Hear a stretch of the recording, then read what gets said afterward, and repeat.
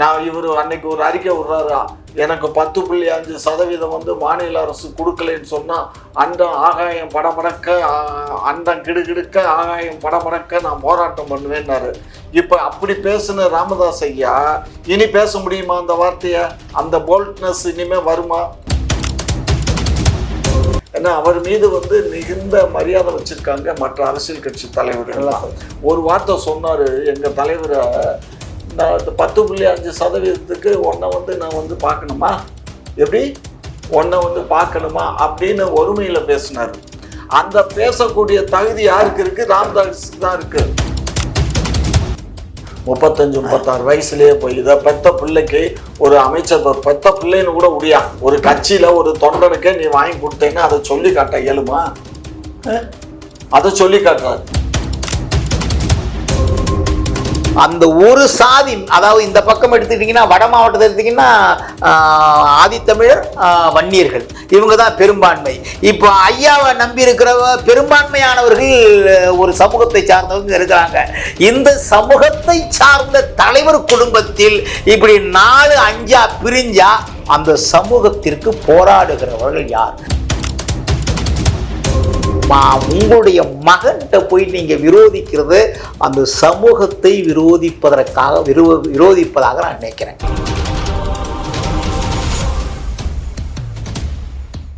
அதான் நான் தான் சொல்றேன்னா, இப்ப அவர் விளக்கமா சொல்லிட்டார்ல, எல்லாம் சொத்து சண்டை தான். அதிகாரமும் சொத்தும், வந்து சொத்து, ரெண்டாவது அதிகாரம். அதிகாரம் வந்து இவருக்கு வயதாயிடுச்சு, கண்டிப்பாக பிள்ளைகிட்ட விட்டு கொடுக்கறதுனால தப்பு இல்லை. ரெண்டாவது அப்பா பிள்ளைகிட்ட தாராள் நடக்கிறதுக்கு சாதாரண விஷயந்தான். அதை பொது வழிக்கு கொண்டு வரக்கூடாது. பொது வழிக்கு கொண்டு வராமல் குடும்பத்துக்குள்ளே பேசி முடிச்சிருக்கணும். இப்போ மணி ஏற்கனவே பல காலம் தலைவராக இருந்தவர்.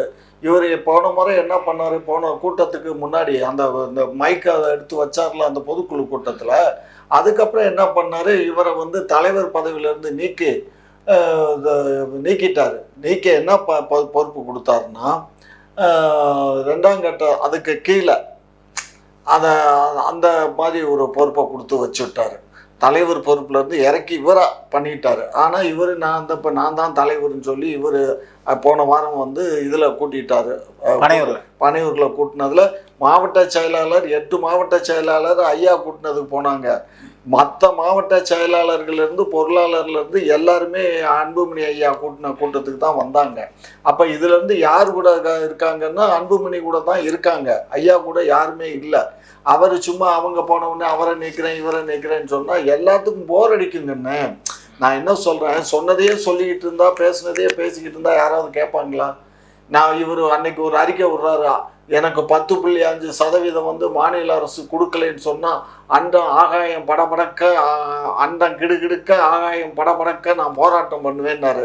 இப்போ அப்படி பேசுன ராமதாஸ் ஐயா இனி பேச முடியுமா அந்த வார்த்தையை? அந்த போல்ட்னஸ் இனிமேல் வருமா? வராது. ஏன்னா சித்ரா பௌர்ணமியில் இருந்த அந்த ஸ்ட்ரென்த்து கூட அன்றைக்கு சித்ரா பௌர்ணமிக்கு முன்னாடி தான் இவரை அந்த இதில் நீக்கினாங்க. அப்படி நீக்கும் கூட அவர் சித்ரா பௌர்ணமி விழாவில் கலந்துக்கிட்டார். அன்புமணி கலந்துக்கிட்டு அவர் அன்னைக்கு கண்ணீர் வடிக்கிற மாதிரி பேசினார். அந்த சமுதாய மக்கள் இவ்வளோ கஷ்டப்படுறாங்க வைக்கிறாங்கன்னெல்லாம் பேசினார். அவ்வளோ நல்ல பெருமைப்பட்டு நானெல்லாம் கூட என்னையை அழைச்சிருந்தாங்க. அதுக்கப்புறம் போக இயலலை. ஆகையினால அது வந்து எனக்கு என்ன ஒன்றுனாக்குன்னு, ஒரே காலகட்டங்களில் தான் நாங்கள் எல்லாம் கட்சி ஆரம்பித்தோம். எனக்கு சீனியர் தான். ஒரு 2 வருஷத்துக்கு முன்னாடி ராமதாஸ் ஐயா கட்சி ஆரம்பித்தார். அதுக்கப்புறம் நான் கட்சி ஆரம்பித்தேன். அதுக்கப்புறம் நாங்கள் எங்களுக்குள்ளே எனக்கும் காடுவெட்டி குருக்கும் எப்பயுமே கொஞ்சம் ப்ராப்ளம் இருக்கும். அது ரெண்டாவது எங்கள் ஆட்களே நிறைய பேர் வந்து அவங்க வன்னியர் கூட தான் இருக்காங்க. ஏன்னா கிராமப்புறங்களில் இருக்கவங்கெல்லாம் நாய்க்கர்னு சொல்லுவாங்க. பார்த்துட்டிங்கன்னா வன்னிய நாய்க்கர்னு சொல்லுவாங்க, வன்னிய கவுண்டர்னு சொல்லுவாங்க, வன்னியர்னு சொல்லுவாங்க, சத்திரியர்னு சொல்லுவாங்க. இந்த மாதிரி பல பிரிவுகள் சொன்னோடனே நாய்க்கர்னு சொன்னோடனே எங்கள் ஆளுகளும் நாய்க்கர்கள்லாம் அங்கே போயிடுவோம். சரிங்களா? அந்த மாதிரி நிறைய பேர் இருப்பாங்க. அதனாலேயே எங்களுக்குள்ளே கூட சில பிரச்சனைகள் வந்துச்சு. அதுக்கப்புறம் நாங்களும் அவங்கள கூட ஒன்றா தான் சில கூட்டங்கள்ல எல்லாம் கூட எங்கள் ஆட்கள்லாம் போய் கலந்துக்கிட்டாங்க. நான் என்னென்னா எங்களுக்கு அந்த கட்சி வந்து பிளவுபடுறதை யாரும் விரும்பலை. பொதுவாகவே யாரும், அதாவது எனக்கும் அவருக்கும் பர்சனலாக இப்போ பிடிக்காது தான். ஆனாலும் அதே வேளையில் வந்து ஒரு நல்ல ஒரு எதிர்க்கட்சியாக ஒரு சீனியர் பொலிட்டீஷியனாக இருக்கக்கூடிய திரு ராமதாஸ் அவர்கள் இந்த மாதிரி நடந்துக்கிறது அவருக்கு அழகில்லை. ஏன்னா அவர் மீது வந்து மிகுந்த மரியாதை வச்சுருக்காங்க மற்ற அரசியல் கட்சி தலைவர்கள். ஒரு வார்த்தை சொன்னார், எங்கள் தலைவரை நான் 10.5% உன்னை வந்து நான் வந்து பார்க்கணுமா, எப்படி உன்னை வந்து பார்க்கணுமா அப்படின்னு ஒருமையில் பேசினார். அந்த பேசக்கூடிய தகுதி யாருக்கு இருக்குது? ராமதாஸுக்கு தான் இருக்குது. ஆனால் அதை வந்து எங்கள் தலைவர் அதை பெருசாக எடுத்துக்கிடலை. சரி ஐயா வயசானவர் சொல்கிறாருன்ட்டு அவர் பாட்டுக்கு போயிட்டாரு, அதுக்கு பதிலே சொல்லலை அவர். புரியுதுங்களா? ஆகையினால அப்படிப்பட்ட ஒரு மனிதர் பணம் வந்து பணம் இன்னைக்கு வரும் நாளைக்கு போகும். ஜெயலலிதா அம்மா சம்பாதிக்காத சொத்தா அந்த அம்மா இப்போ சேர்ந்துட்டாங்க. இப்போ அந்த சொத்தெல்லாம் என்னாச்சு? இந்த அரசு உடைமை ஆக்கிட்டு இருக்கு. பாதி முக்கால்வாசி சொத்து சசிகலா அம்மா கிட்ட இருக்கு. அந்த அம்மாவுக்கு பிள்ளையும் இல்லை கொல்லியும் இல்லை. அது என்னன்னா நான் மறுபடியும் முதலமைச்சர் அவர் வேணா அது இப்போ ஊராக சுற்றிக்கிட்டு இருக்கு.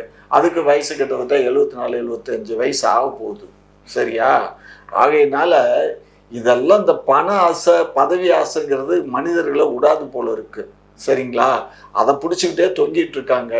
திரு அன்புமணி வந்து நான் பேசுறது அவருடைய செயல்பாடுகள் எல்லாம் சரியா இருக்கு. இப்போ கூட என்ன சொல்றாரு, ஐயா அவர் தான் தலைவர், அவரு தான் எங்களுக்கு தெய்வம்னு சொல்றாரு. தாயை நாங்க தெய்வமா மதிக்கிறோங்கிறாரு. அப்படி இருக்கும்போது பாட்டில் கொண்டு அடிச்சாரு, தலையில மயக்க கொண்டு வந்து தலையில அடிச்சான் அப்படிங்கிறதெல்லாம் வந்து தவறான. இன்னொன்னுன்னா, உனக்கு பிறகு வந்து இப்போ நான் இருக்கிறேன், எனக்கு பிறகு இருக்கோயில் என் பிள்ளை தானே. அவன் வாரிசு அரசியலுக்கு அவன் என்னென்ன பாடுபட்டு இருக்கிறான். இல்லாததெல்லாம் வந்து அதாவது நடக்கிற அநியாயத்தெல்லாம் அப்படியே மூடி மறைச்சிட்டு என்ன என் புள்ள தான்ப்பா அடுத்தது. இது தமிழ்நாட்டினுடைய அரசியல் நீங்கள் பார்த்தீங்கன்னா வாழையடி வாழையா வந்து தன்னை அப்பா புள்ள மகன் பேரன் இப்படி வந்துகிட்டு இருக்கிறாங்க. அவங்க வீட்லேயும் பிரச்சனை இருக்கு. இன்னும் பார்க்க போனால் மரியாதைக்குரிய ஐயா வைகோ எடுத்துக்கிட்டிங்கன்னா அவருடைய மகன் வையாபுரி தான் வரணும்னு அவர் ஆசைப்படுற விரும்புகிறாரு. அவங்களுடைய பிரச்சனை இல்லாமல் இருக்குமா? தமிழ்நாட்டில் எந்த தலைவர் வீட்டில் பிரச்சனை இல்லை. நான் சொல்லவா? நான் என்ன சொல்றேன், உங்களுக்கு பிறகு உங்கள் மகன்தான் அந்த சமூகத்தை அந்த கட்சியை வழிநடத்துகிற பொறுப்பை நீங்க தானே கொடுக்கணும். இப்போ நீங்க வந்து ஒரு இளம் காளையா இருந்தா, உங்களுக்கு வந்து ஒரு 40 வயசா இருந்தா பரவாயில்ல. நீங்க இன்னொன்று என்னன்னா, எனக்கு ரொம்ப வேதனை என்னன்னு வச்சுக்க, அவர் ஒரு நீச்சல் குளத்துல வந்து பயிற்சி பண்றாரு, அதை எடுத்து போட்டு கேவலப்படுத்துறான். இப்போ அது மட்டும் இல்லை கண்ணு, இன்னொன்று என்னன்னா, நான் இவரை வந்து நாடாளுமன்ற உறுப்பினராகி இவரை அமைச்சராக்குனதே என்னுடைய தப்பு. 35-36 வயசுலேயே போய் இதை பெத்த பிள்ளைக்கு ஒரு அமைச்சர் பெத்த பிள்ளைன்னு கூட முடியா, ஒரு கட்சியில் ஒரு தொண்டனுக்கே நீ வாங்கி கொடுத்தேன்னா அதை சொல்லி காட்ட இயலுமா? அதை சொல்லி காட்டுறாரு. நான் அதாவது கண்ணு, யாருமே நாங்கிறதே வந்து தவறு கண்ணு. நம்மளால் எதுவுமே இல்லை கண்ணு. இயற்கை தான் எல்லாத்தையும் வழி நடத்துது. அந்த இயற்கையோட ஒத்துத்தான் வாழணுமே தவிர இயற்கைக்கு எகென்ஸ்டாக வாழ்றது அது முறையில்லை. ஸோ அதனால இதோட இதை முடிச்சுட்டு அடுத்த கேள்வி ராமதாஸ் விட்டுடு. இல்லை எனக்கு இன்னும் நான் சொல்லிடுறேன், இன்னும் ஒன்று சொல்லிடுறேன். என்னன்னா, ஐயா வந்து நான் ஐயா மேலே உள்ள ரொம்ப பற்று. ஏன்னா அவங்கள தமிழ் சாதி. நான் ஐயா கூட தெரியும், நான் ரொம்ப இந்த இதை பற்றி பேசுகிற போது எமோஷன் ஆகிடுவேன். இந்த சமூகம் ஒரு ஒரு தரம் உயர்த்தப்பட்ட சமூகமாக தமிழ் சமூகம் வரணும்னா நீங்கள் எல்லாம் ஒன்றா சேரணும். நான் நிறைய இடத்துல பேசியிருக்கிறேன். இப்போது ஐயா ராமதாஸ் ஐயா, அண்ணன் திருமாவளவன், கிருஷ்ணசாமி, அப்புறம் வந்து அண்ணன் வேல்முருகன் அண்ணன், இப்படி தமிழ் சமூகத்தில் உள்ளவர்கள், அதாவது திமுக வந்து நீங்கள் குறை சொல்லணும் அப்படிலாம் கிடையாது. தமிழ் சமூகத்தில் உள்ளவர்கள் தமிழ் சமூகத்திற்காக நீங்கள் ஒருங்கிணைந்து பாடுபட்டு இந்த சமூகத்தை எல்லாத்தையும் இழந்திருக்கிறோம். மழை இழந்திருக்கிறோம், மண்ணை இழந்திருக்கிறோம், ஆற்றை இழந்திருக்கிறோம், குளத்தை இழந்திருக்கிறோம், நீர் ஆதாரத்தை இழந்திருக்கிறோம். இருக்கிற ஆறுகள் எல்லாம் கூவம் ஆறாம, அந்த ஆறுகள் எல்லாம் இருக்கிற அடையாறு எல்லாரும் தமிழ்நாட்டில் இருக்கிற ஆறெல்லாம் வந்து மாசு படிஞ்சு கிடக்கு. இவ்வளவு பிரச்சனை இருக்கு. இதையெல்லாம் நீங்கள் ஒன்றாக சேர்ந்து தமிழ் சமூகத்திற்காக நீங்கள் பாடுபட வேண்டும், நீங்கள் உயர்த்த வேண்டும் தான் எங்கள் ஆசை, ஐயாவுடைய ஆசை, எல்லாருடைய ஆசையும்.